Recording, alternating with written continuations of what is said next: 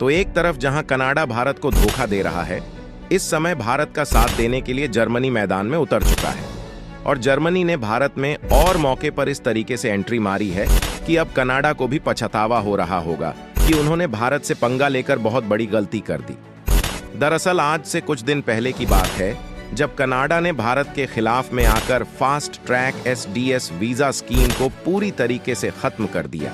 जिससे Indian student को एक बहुत बड़ा झटका लगा है, क्योंकि भारत में रोजगार के अवसर कम होने के कारण हर साल लगभग 3 या 4 लाख स्टूडेंट कनाडा में पढ़ाई करने के लिए जाते थे। ऐसे में होता यह था कि जो इंडियन स्टूडेंट कनाडा में एजुकेशन लेने जाते थे, उनको कनाडा की कंपनी में अच्छी खासी सैलरी वाली जॉब मिल जाती थी, जिसे एक तरीके से कनाडा का काम भी चल रहा था और इंडियन लोगों को रोजगार भी मिल रहा था। फिलहाल जब कुछ ही दिन पहले कनाडा ने स्टूडेंट के लिए SDS वीजा स्कीम हटाया, तो इससे भारत से जो स्टूडेंट कनाडा में पढ़ने के लिए प्लान बना चुके थे, उन्हें एक बहुत बड़ा झटका लगा। लेकिन कमाल की बात देखी कि कनाडा की तरफ से भारत को दिए गए इस झटके को 1 हफ्ते भी ढंग से नहीं बीते कि भारत का साथ देने के लिए जर्मनी उतर चुका है और खबर निकलकर आ रही है कि भारत के जो शिक्षित लोग हैं और जॉब ढूंढ रहे हैं, उनके लिए जर्मनी ने दरवाजा खोल दिया है। आखिर इससे कनाडा का क्या नुकसान होने वाला है और भारतीय लोगों का किस तरीके से फायदा होने जा रहा है, यह सारी जानकारी इस वीडियो में आसान शब्दों में समझेंगे। लेकिन आगे बढ़ने से पहले इस वीडियो को लाइक करके चैनल को सब्सक्राइब जरूर कर लीजिए, क्योंकि यह आपके लिए 1 सेकंड का काम है, लेकिन इससे हमारी काफी बड़ी मदद होती है। दरअसल हमने आपको बताया कि हाल ही में कनाडा ने SDS वीजा स्कीम को हटा दिया है, जिसका सीधा असर इंडियन स्टूडेंट पर पड़ रहा है जो कि कनाडा में पढ़ाई करने के लिए जाने वाले थे। अगर SDS स्कीम की बात की जाए तो इसका फुल फॉर्म है स्टूडेंट डायरेक्ट स्कीम, जिसके तहत जिन स्टूडेंट को कनाडा में पढ़ने के लिए जाना होता है, उन्हें डायरेक्टली वीजा प्रोवाइड कर दिया जाता है। आपको बता दें, कनाडा जैसे देशों में घूमने के लिए या फिर वहां पर रहने के लिए वीजा लेने की प्रक्रिया में लगभग 1 या 2 सालों का समय लग जाता है। ऐसे में अगर कोई स्टूडेंट कनाडा में पढ़ाई करने के लिए वीजा लेने का इंतजार करता था, तो उसकी पढ़ाई में 1 या 2 साल तक रुकावटें आ जाती थीं। इसीलिए कनाडा ने स्टूडेंट को काफी फास्ट प्रक्रिया के साथ वीजा प्रोवाइड करने का प्लान बनाया, क्योंकि कनाडा में जो स्टूडेंट पढ़ने जाते थे, उस कनाडा का काफी ज्यादा फायदा हो रहा था। इसीलिए स्टूडेंट्स को तेजी के साथ वीजा प्रोवाइड करने के लिए SDS यानी कि स्टूडेंट डायरेक्ट स्कीम लागू किया, जिससे पढ़ाई करने वाले छात्रों को तुरंत वीजा मिल जाता था। हालांकि कनाडा सरकार भारत विरोध में इतना ज्यादा गिर गई कि वहां की जो फूड बैंक है, उन्होंने इंडियन स्टूडेंट्स को पहले तो भोजन पानी ही देना बंद कर दिया,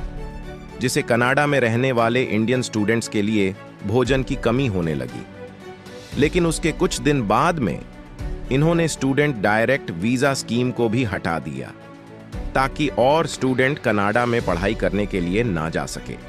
फिलहाल यह भारत के विरोध में इतना पागल थे कि इन्हें लगा कि केवल इन्हीं के बलबूते भारतीय स्टूडेंट्स सक्सेस पा रहे हैं। लेकिन यह इसका अनुमान लगाना भूल गए कि वहीं भारतीय स्टूडेंट आगे चलकर उनकी कंपनियों में काम करके खुद ही इनका फायदा कर रहे हैं।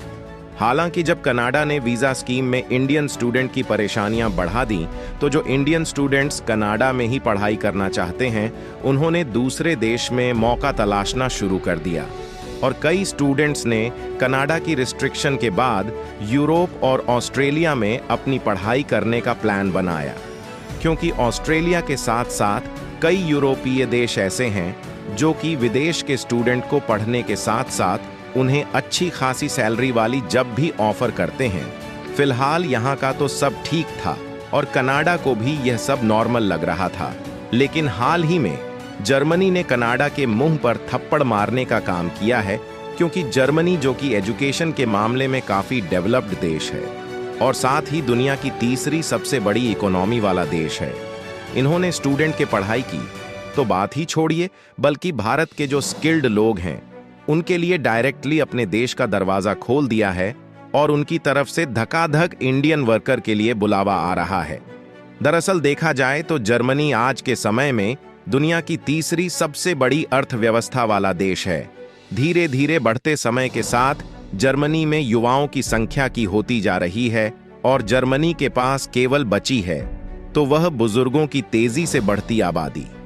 हालांकि जर्मनी इंडस्ट्रियल सेक्टर के मामले में काफी ज्यादा आगे है और इस पर उनकी अर्थव्यवस्था टिकी हुई है, लेकिन युवाओं की तेजी के साथ कमी होने के कारण केवल बुजुर्गों की आबादी बची है। और आप तो जानते ही हैं कि बुजुर्ग खुद की शरीर को तो संभल ही नहीं पाए तो कंपनियों को भला कैसे संभालेंगे। इसीलिए जर्मनी में विभिन्न इंडस्ट्रीज जैसे कि आईटी, हेल्थ केयर, इंजीनियरिंग और मैन्युफैक्चरिंग सेक्टर में कुशल श्रमिकों की कमी को पूरा करने के लिए जर्मनी विदेशी श्रमिकों की ओर देख रहा है, जिसमें से उन्हें भारत में एक बड़ा मौका दिखाई दे रहा है, क्योंकि भारत में कुशल श्रमिक काफी ज्यादा है, लेकिन जॉब्स की कमी के कारण उन्हें अपनी कुशलता दिखाने का मौका नहीं मिल पा रहा है। इसमें पढ़ाई करने के लिए जाते हैं ताकि वहां की कंपनियों में अच्छी खासी सैलरी वाली जॉब मिल जाए, लेकिन उधर कनाडा ने धोखा दिया तो इधर जर्मनी ने मौके का फायदा उठाया।